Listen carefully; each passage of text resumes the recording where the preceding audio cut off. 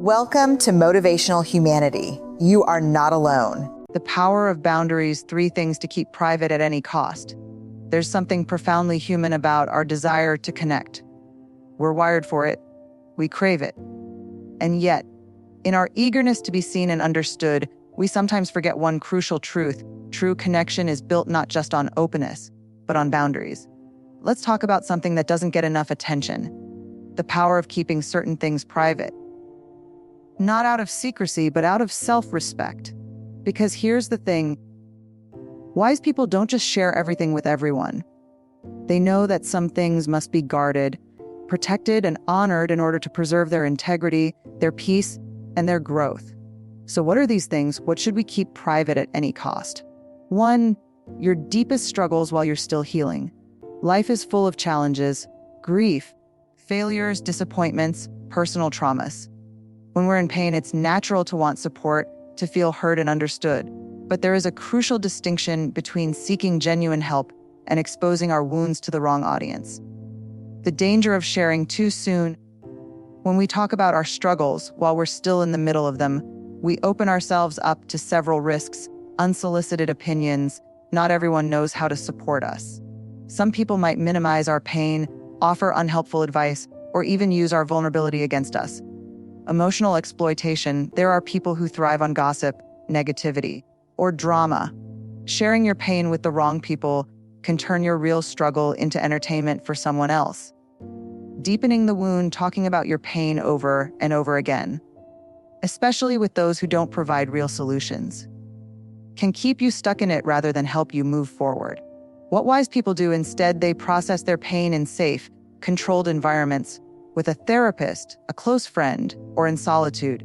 They avoid social media rants or public disclosures that invite unnecessary judgment. They focus on healing first, sharing later, when they have learned the lesson and are no longer emotionally raw. Think of it like this: you don't open a wound to the world before it's had a chance to scab over. Let yourself heal before exposing the story.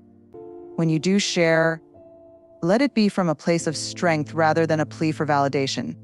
2, your biggest goals until they're achieved. Most people believe that sharing their goals will help them stay accountable.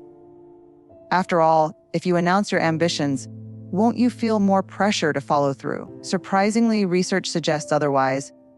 Psychological studies have found that talking about your goals gives you a premature sense of accomplishment, which can actually decrease motivation.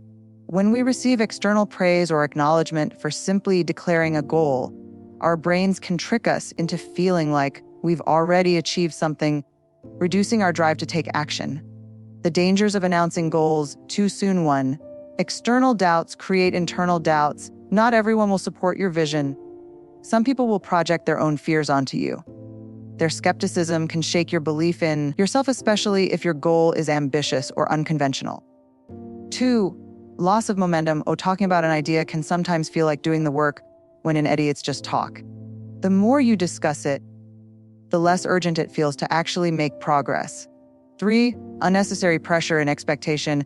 If you tell too many people about your plans, you might start making decisions based on how they perceive your success rather than what's truly best for you. What wise people do instead, they work in silence and let results speak louder than words. They share selectively with mentors or those who can genuinely help them. They understand that not everyone needs to know what they're working on. Some things grow best when they're nurtured privately without outside interference. Nurtured and protected from harsh conditions. Only when it's strong enough can it withstand the winds of the outside world. So don't announce every dream too soon. Build first, reveal later.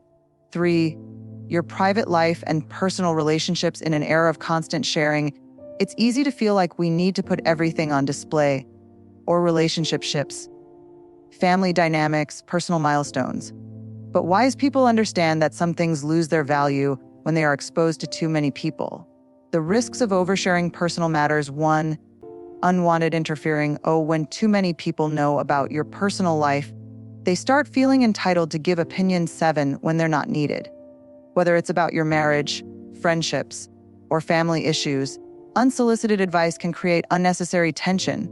2, increased vulnerability. Relationships, whether romantic or platonic, thrive in intimacy and trust, not in public validation. The more people know, the more they feel like they have a say, and sometimes their influence can be damaging. 3. Performative love versus authentic love. Social media has created a culture where people display their relationships for approval. But real love isn't about likes and comment. It's about deep, meaningful connection. Some of the strongest relationships are the ones that aren't constantly showcased, but are quietly nurtured behind the scenes. What wise people do instead? They protect their relationships from unnecessary exposure. They don't feel the need to prove their love or friendships to the world. They share selectively, only with people who have earned the right to hear their personal stories. They understand that privacy is not secrecy, it's self-respect. Your personal life is yours. It's not content for public consumption. The courage to protect what matters. There's a misconception that being open means sharing everything. But true openness isn't about exposure. It's about discernment. Being wise means knowing what to share, when to share it, and with whom. It means having the courage to say this part of my life is not for public discussion. Not as a way to build WS, but as a way to preserve what is sacred. Because some things are not meant to be displayed, debated, or dissected by those who have no stake in our well-being. Protect your struggles while you heal. Protect your dreams while you build. Protect your relationships while they grow, not out of fear, but out of wisdom. Because when you guard what matters, you create space for authenticity, depth, and real meaningful connection. And that's the real power of keeping things private. The strength in privacy, keeping things private, is not about hiding. It's about protecting what matters. Protect your struggles until you have healed. Protect your goals until you have built something real. Protect your relationships from unnecessary scrutiny. Because when you guard what is sacred, you create space for authenticity, growth, and genuine connection. Not everything needs an audience. Not every moment needs to be shared. Sometimes the most powerful, full things in life happen in the quiet space where you are free to heal, build, and love without interference. And that is the true power of keeping things private. At the end of the day, the most courageous thing we can do is protect the parts of ourselves that are still growing, still healing, still finding their way. We live in a world that applauds exposure, oversharing, constant updates, public everything. But real strength, real grounded, soul deep strength comes from knowing what deserves to stay tucked close to your heart.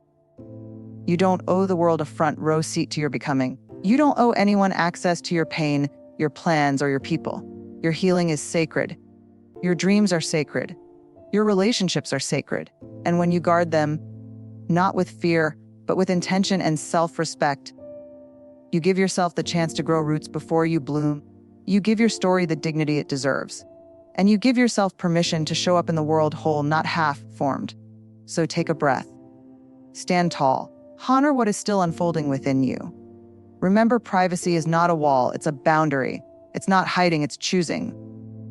Choosing what's yours, what's precious, and what the world has not earned the right to witness yet. Protect what matters. Nurture what's fragile. And allow your life to grow in the quiet. Because when you do, what eventually blooms will be stronger, deeper, and truer than anything grown for an audience. That is the courage of keeping things private. And that is the kind of courage that changes everything.